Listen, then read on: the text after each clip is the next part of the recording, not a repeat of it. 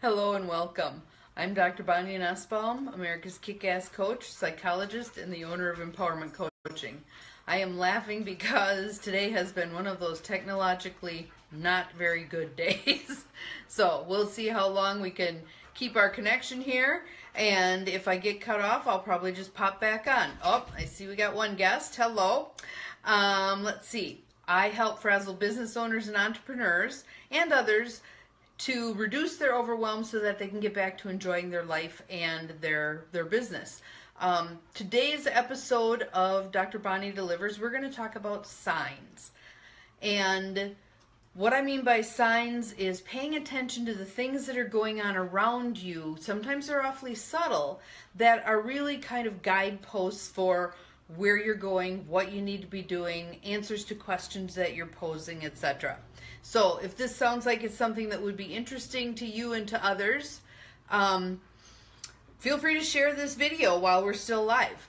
And if you stick around until the end, I'm going to share an additional really fun way that you can use to gather some signs and to interpret those signs.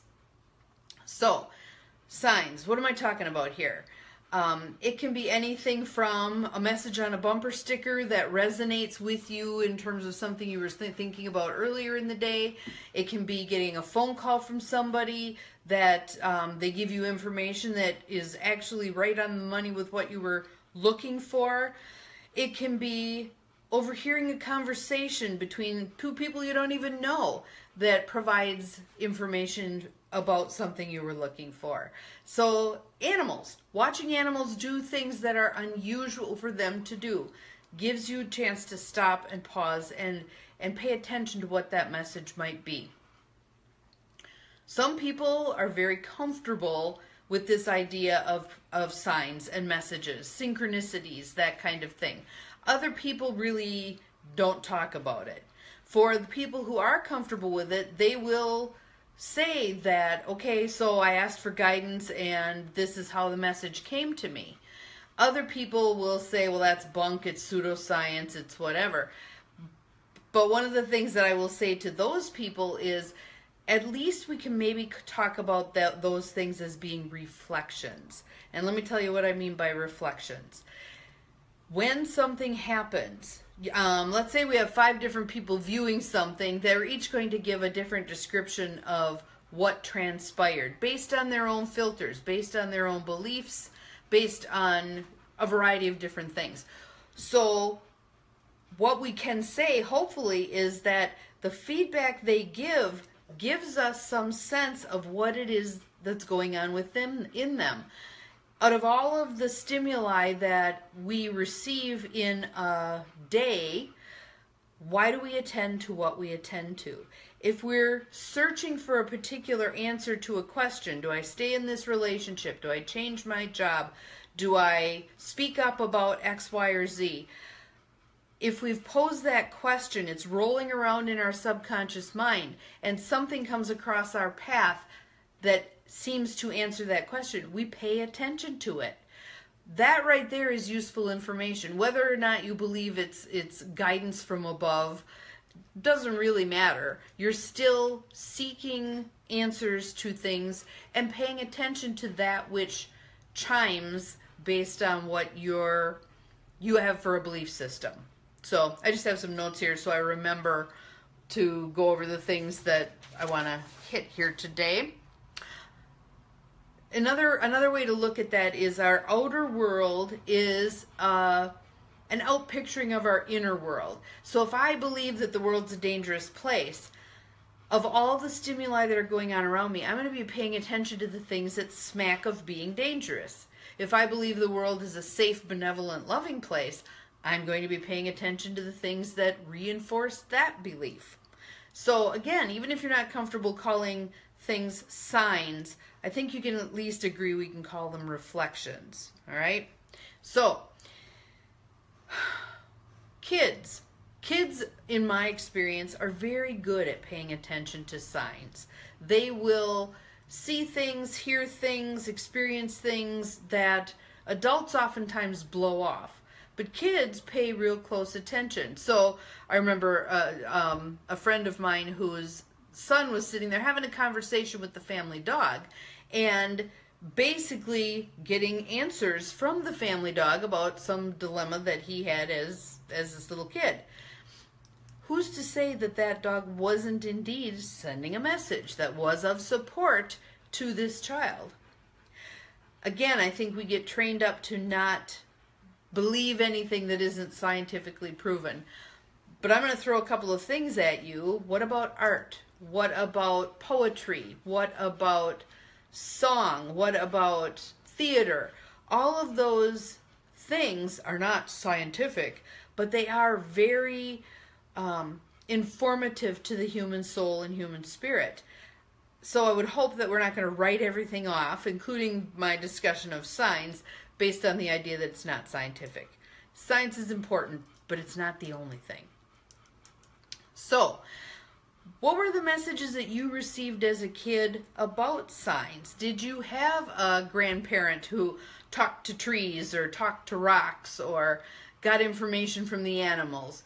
Did you have an aunt who read tarot? Did you have a dad who said, whatever I need comes my way, I just let Creator know I'm looking and the right people cross my path? What were the experiences that you had in terms of receiving signs? Oh, I see Kathy just joined us. Hello, Kathy.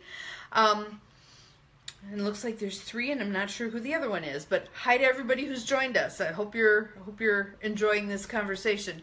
Now I want to talk about some tools. This to me is the meat and potatoes of this presentation. Tools for gleaning the signs, the messages that you're looking for in terms of making your next steps in life. So one of the tools that I think is really helpful is learning to listen within. Whether that's meditation, whether it's breath work, whether it's dreams, practicing quieting yourself enough that you can pay attention to the inner guidance that comes to you or the messages that drop in seemingly from without. Dream analysis is something that I really love doing. It's very fun. There's a Gestalt technique that I'll teach you right now that you can use because oftentimes dreams are encoded. It's not as clear and blunt as move here, marry this person, take this job. It's not that clear. It's usually encoded. And oftentimes we have a hard time breaking the code. So this Gestalt technique is really helpful in terms of doing that. So what you do is you take a piece of paper. I always recommend that people keep a paper and pen by their bed anyway, because the more you write down about the dream before you move at all, the more details you're going to be able to capture. So jot them down. So, and then I would suggest you list the things that are in the dream along one side of the page. So let's say the left side of the page is going to be the things that are part of the dream, and the right side of the page is going to be this narrative that I'm going to teach you. So on the left side, you're going to put things like, and I've got an example, but let's just say you, in the dream, you were having breakfast with your uncle. So things in the dream would be you, your uncle, the breakfast food, the table, the chairs, all of the things that are around you that came forward as pieces in the dream. The more pieces you can do this process with, the more information you're likely to glean. But even if you only have a couple of pieces, it can be very helpful. Then what you do is you talk as if you're that thing. So let me use an example of a road, a long winding road that goes from here to there, made out of asphalt. So I would talk as if I'm the road. I am a road. My job is to transport people from one place to another. I get walked on every day. I take people where they're meant to go. So you just talk as if you're that thing. You describe yourself, you describe what it is that you do, and you describe how you feel about it. So how do you feel about being walked on all day by people? I'm not too happy about it. Nobody appreciates me. Nobody appreciates. Where would they be without roads like me? You just write down this whole narrative. As you go through each piece, so then let's say in that particular scene there's a tree. I stand by, I observe, I watch all the people walking past. What you do is you fill out each piece, then you go back and you read the whole narrative out loud to yourself. Typically you'll get about a third to a half of the way through and you'll go, oh, that's what it's telling me. So try it. Let me know what you find out from your dream, and feel free to post in the feed here so that we can all kind of enjoy what each other learns about their dreams. So again, that's a Gestalt technique for analyzing your dream. Another thing that we can do is ask nature. One of the books that I like to use, and again, I know my title's backwards. One of these days I'll figure out how to flip it again. It's called Pocket Guide to Spirit Animals, Understanding Messages from Your Animal Spirit Guides by Dr. Stephen Farmer. What I do with this book, and you can do this in other ways also, but when I see an animal engaging in unusual behavior, it perks my ears up. I start paying attention. So why is this hawk standing by the side of the road, not moving, not caring that my car is coming right beside him or her? Then I go home and I would look up hawk in the book and see what it has to say. And oftentimes it's spot on in terms of what's going on. So for example, recently I've been really irritated by having a lot of spiders around my house. And when I looked up spider, it talked about don't get caught in the web. And it meant the web of drama that would be going on around me. It was a very timely and useful piece of information.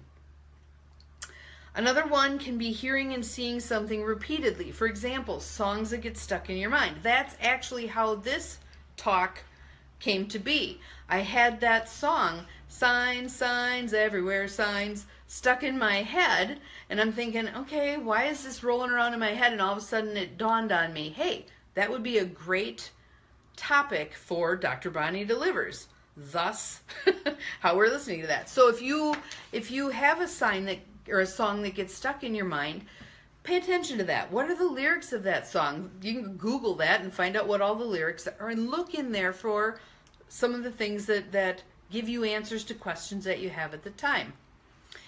Another one is overhearing others' conversation. I'll give you a hilarious example of this. My friend Rebecca was trying to decide if she should quit her commission position and take a job as a teller at a bank. She had been a bank teller many years prior and was getting some pressure from her husband to go back into banking, and she was having a hard time making the decision. So we went out to lunch and we were talking as we typically would do, and on our way out of the restaurant there were two young women sitting right by the door dressed in business suits, and as we walked past, I kid you not, one of them said extra loud to the other one, "There's no money in banking." We walked out of the restaurant, busted out laughing, and headed on down the road. And she did make a career change, but not into banking, and she's been very happy since then. So another one that you can use is dream boards. And what I like to do for dream boards is throw a whole bunch of magazines out. Sometimes, I'll give you an example from my own life. I had decided ahead of time that my dream board was going to be about my vision for my new business, which is what I'm doing now. And what I tell people, and I was working with other people at this point on these dream boards, is just go through the magazines, tear out anything that appeals to you. Don't try to put it together to begin with. Just tear out any pictures, any words, anything that appeals to you, even if you have no idea why.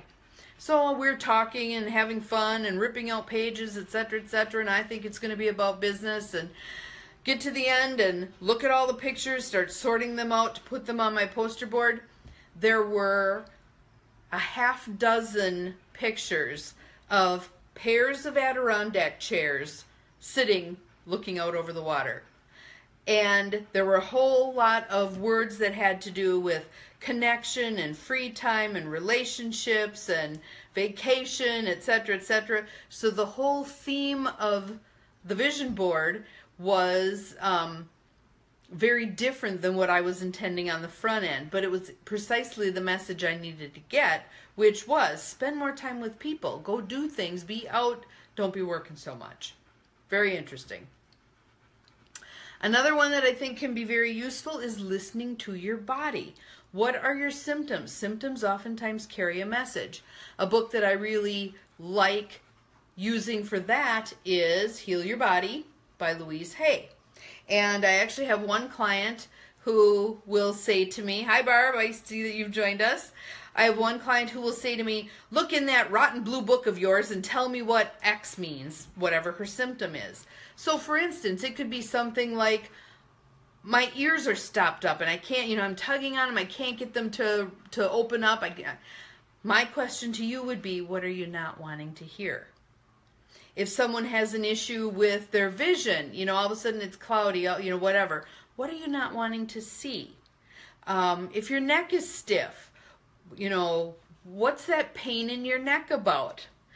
If you phrase it like that, oftentimes you can get information about what is your body trying to tell you. And don't be surprised if once you figure out what the message is, the symptom goes away. Okay? My concern with that one is oftentimes when people do go to the doctor and they get all checked out and the doctor says, well, I'm not finding any physical reason for this issue. People make the assumption it's all in my head.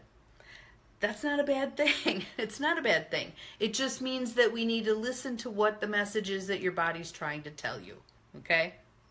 And the last one is my absolute favorite, which is synchronicity. And I have a book for that one also. The Secret Language of Signs. And that is by Denise Linn, Linn. And I'll give you an example of a beautiful synchronicity that happened many years ago. I went to a convention on Hilton Head Island, and there was this wonderful man, Louis Mail Madrona, who was doing a talk. And as he walked up on the stage, the first thing he said to all of us was, I'm getting a message that we need to have a healing on the beach. Is there anyone here who would like to participate? Well, hands went up all over the place. My hand went up because I had just gotten some feedback from my doctor that was not really exciting and probably was going to lead to a surgery. And so we all raised our hands that we would love a healing on the beach. And he said, well, we only have one issue. I'm here, but all of my sacred items, my drum, my pipe, all of my sacred items are taking a vacation elsewhere. So his bag had gotten shipped somewhere other than where he was. So all of a sudden someone yelled out from the audience, well, I have sage.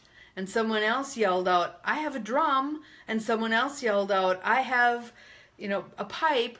By the time we were done, all of the items that he needed were present. Synchronicity. To me, it was an amazing healing on the beach. It was just fabulous. So, these are just a sampling of the ways that you can get signs and how you can tune into those signs and be more aware of those signs. One of the huge things is slowing down enough to actually pay attention to those signs.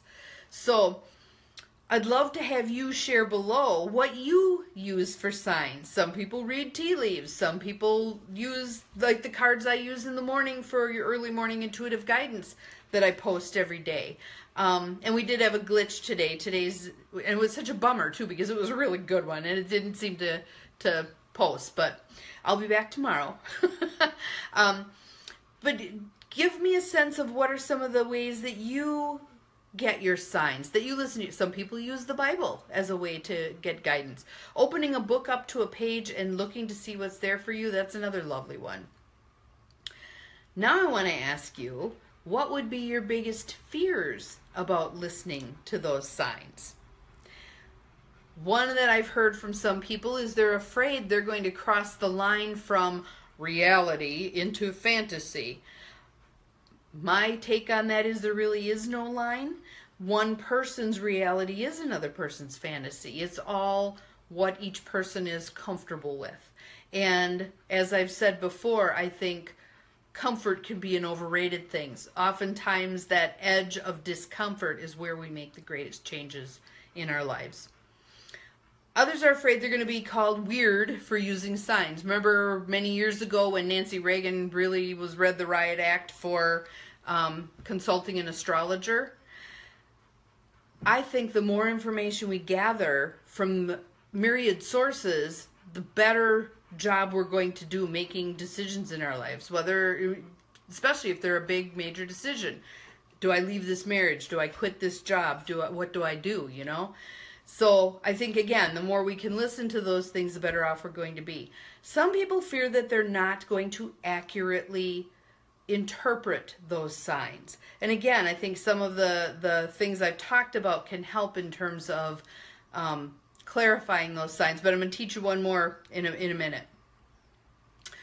My belief is we each get to decide when, how, and to what extent we're going to utilize, pay attention to, listen to the signs that are around us. And wouldn't it be a grand world if we were all allowed to utilize those signs to the extent that we chose, rather than people judging each other about that? So, for instance, a lot of the people of Native American heritage in my area use nature signs very often. And there are other people who kind of take a dim view of that. My thing is live and let live. What works for you may not work for me, and vice versa. We may as well allow people to just do what they've done that's worked for them. So, I'd love to hear your thoughts and comments on what's been most helpful or thought-provoking in this video. And I want to share one more fun way to be open to the signs that come your way. And I call this, and I think I shared this a while ago in one of these, but I just love this one because it's so much fun. It's called The Next 3 Things. So what you do is the question, whatever issue you're going around and around on, you pose it to the universe. Okay, God, I need some guidance on what to do about school next year. Then you go out and you pay attention to the next 3 things that grab your attention. It could be a song on the radio, it could be a bumper sticker, it could be a billboard, it could be comments you hear in passing, it could be all kinds of stuff.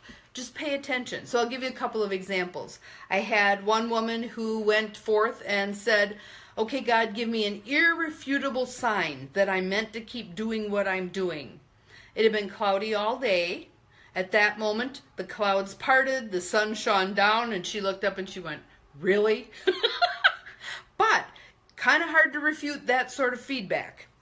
I had another woman who was trying to decide whether or not to stay married or to begin a relationship with someone in another state. So we set her up to do this as she was leaving her session with me, and 20 minutes later I got a phone call and she's literally yelling on the phone, "You are not going to believe this. I just drove past a billboard that said live, work, and play in Wisconsin." So there was her answer. So again, just pay attention. Just focus on what are the signs that are coming to you. And ask, okay, I want this sign to come 3 times so that I'm really, really sure. And pay attention to how it comes to you in different ways. So, to sum up today's message, we are surrounded by signs meant to guide us on our path through this earth walk. And our part in the process is to be open to receiving those signs. Hopefully today's live gave you a plethora of tools to use to help with gathering your signs around you. And if you would like to explore this further with me, I do offer a one-shot deal Ask Dr. Bonnie session, or I have a variety of programs and packages that might meet your needs. So you can just send me a private message on my Facebook page here, or you can contact me via email at bonnie@empowermentandpurpose.com, all little letters all together. So that's it for this week's Dr. Bonnie Delivers. I hope you've enjoyed it. I'm Dr. Bonnie Nussbaum, America's kick-ass coach, psychologist, and the owner of Empowerment Coaching. And remember, we are all capable of far more than we think we are.